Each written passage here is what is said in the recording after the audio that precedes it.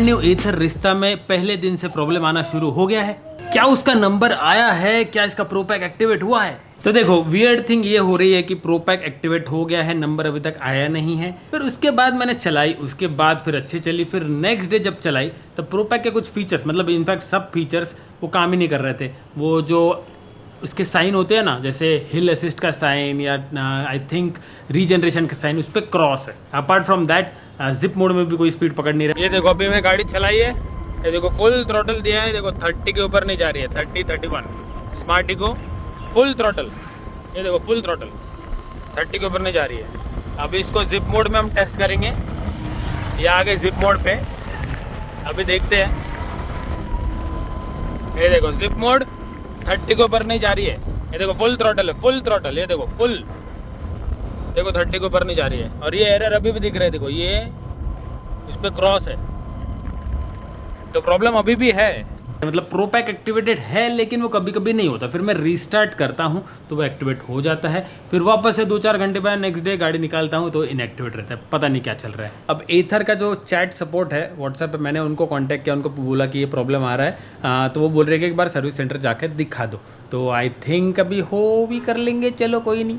सो लोगों स्वागत चैनल पे, मैं हूं आपका होस्ट, आपका दोस्त अभिषेक। और अभी निकलते हैं अपनी रिश्ता को लेके। बहुत अच्छे नाम आप लोगों ने सजेस्ट किए पिछले व्लॉग में। इंस्टाग्राम पे मैंने सजेशंस लिए थे, बहुत अच्छे नाम दिए थे। देखो बिजली, ऊर्जा, वायु, चिट्ठी, विद्युत, ये बहुत अच्छे नाम सबने सजेस्ट किए। अब और भी सजेशंस दीजिए, रिलेटेबल नाम होने चाहिए, तब तक अपन डिसाइड कर लेंगे कि क्या नाम रखना। और जो जिसका सजेशन देगा, जिन लोग का भी सजेशन होगा, उनको मैं कोशिश करूँगा कि शाउट आउट भी दूंगा। चलो निकलते हैं। वैसे ये देखिए, ये एथर का ऐप है। पहले ये सब दिखता नहीं था लेकिन अभी दिखने लग गया है। अब इसमें देखो रेडी टू राइड, मेरी कहाँ गाड़ी पार्क्ड है वो नीचे दिखा रहा है।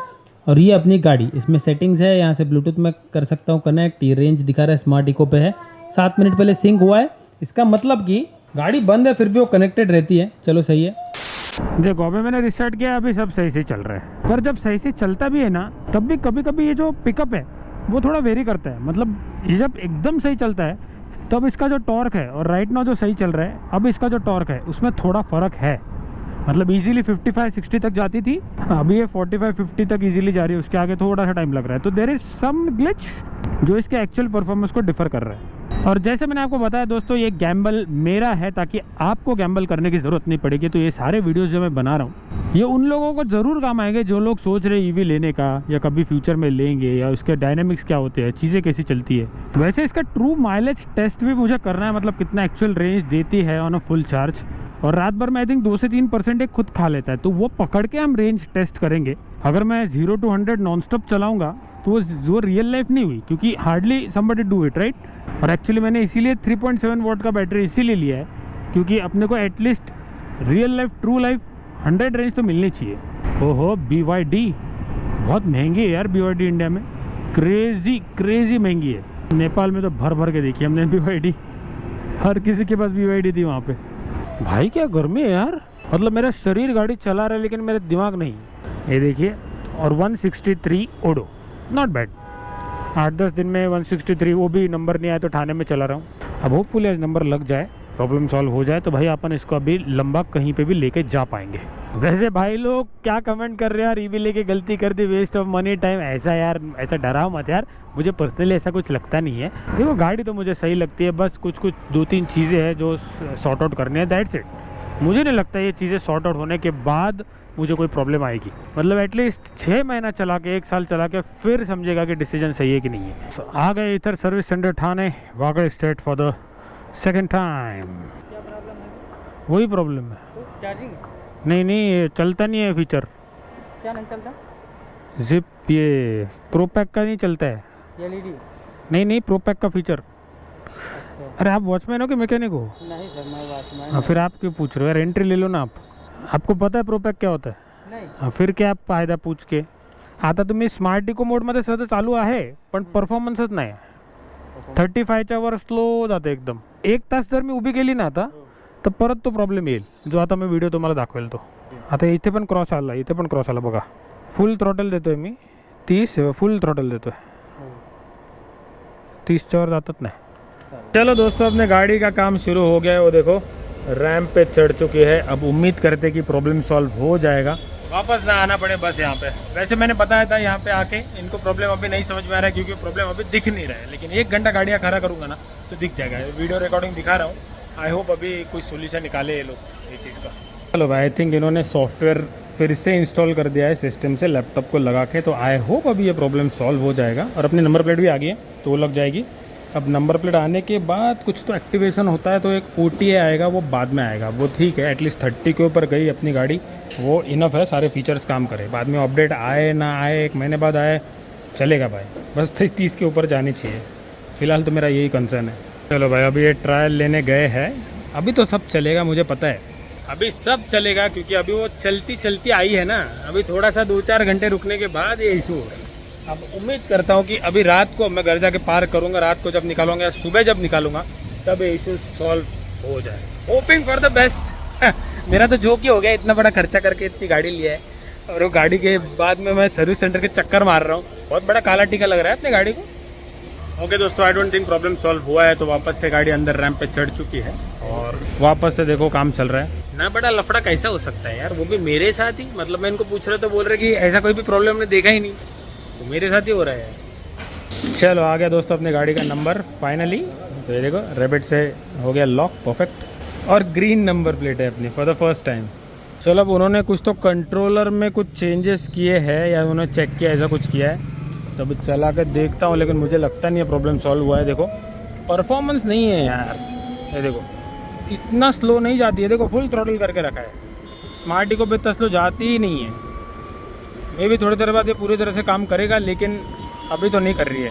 क्या दिमाग को व्याप लग गया यार मेरा। अभी इनसे बात किया मैंने तो ये लोग बोल रहे हैं कि अभी वो कंट्रोलर चेंज करके देखें, कंट्रोलर का इशू लग रहा है। मतलब मेरे को तो भाई समझ में नहीं आ रहा है कि हो क्या रहा है मेरे साथ। गाड़ी लिया तब से इशू चल रहा है यार। ये जब कम्प्लीटली नॉर्मल होती है ना, ये स्मार्ट इको पे भी मस्त भागती है, जो अभी नहीं भाग रही है। मेरे को तो इतना बुरा लग रहा है, मैं क्या बताऊँ। अपनी अच्छी प्यारी गाड़ी मस्त यार, इसको इतना, ये देखो ये सब तो भी काम करेगा, लेकिन अभी परफॉर्मेंस नहीं दे रही है। अब थोड़ी देर बाद वापस से वही अपना इशू, क्या करे यार। चलो देखते हैं भाई लोग क्या बोलते हैं। ऑलराइट दोस्तों, चलो निकलते हैं। टाइम देखिए 5:55। फिर से मैंने आज मेरे 4 घंटे सर्विस सेंटर पे वेस्ट कर दिया। भावा पैर दुख रहे यार खड़े रह के। तो अल्टीमेटली सॉल्यूशन मिला क्या प्रॉब्लम का? तो आंसर इज़ नो। क्यों, मैं बताता हूँ। चलो, this is the last thing I wanted कि भाई मेरी नवेली गाड़ी में इश्यूज आ रहे हैं। ये देखो सेम प्रॉब्लम है, नहीं जा रही है भाई, भाग ही नहीं रही है गाड़ी। मेरे को लगता है एक बार मैं ना रिस्टार्ट मारता हूँ। हो गया रिस्टार्ट। तो चलो आपको बता दो प्रॉब्लम क्या है। तो प्रॉब्लम ये है कि इन लोग ने अभी सिस्टम में लगा के चेक किया है, इनको कुछ इशू दिखा नहीं। सेकेंडली अपना जो सॉफ्टवेयर है अपनी गाड़ी पे, ये कंपनी से आया है, थोड़ा पुराना सॉफ्टवेयर है। जो नया सॉफ्टवेयर है वो अभी तक इसमें आया नहीं है। देन उन्होंने कुछ टेस्ट राइड्स लिए, थोड़ा सा और कनेक्ट किया और कुछ पता नहीं उन्होंने क्या किया। फिर उन्होंने मुझे कहा कि यार वो एक कंप्लेंट रेस करेंगे, टिकट रेस करेंगे। जो सॉफ्टवेयर पुश हो जाएगा आपका एथर के सिस्टम से ही, मतलब वहीं से सॉफ्टवेयर पुश हो जाएगा। तो बेसिकली आज जो मैं यहाँ पे आया, अपना कोई काम का सोल्यूशन तो मिला नहीं है, बस नंबर प्लेट लग गई। तो चलो एटलीस्ट वो तो हो गया, लेकिन the problem is still there my friends. और ये सारे चक्करों में ना मेरा मूड बहुत ऑफ हो गया यार। इतनी ब्रांड न्यू गाड़ी है, क्या क्या सोचा था मैंने। इनिशियल लेवल पे इतने प्रॉब्लम्स आ गए तो फिर थोड़ा सा होता है ना, थोड़ा सा मॉरली डाउन हो जाता है कि क्या चल रहा है यार ये। अभी देखो भाई, अभी तो जिप मोड पे भाग ही नहीं रही है कुछ। एटलीस्ट मैं आया तो भाग तो रही थी, अभी तो कुछ भी नहीं भाग रही है। पता नहीं क्या किया है।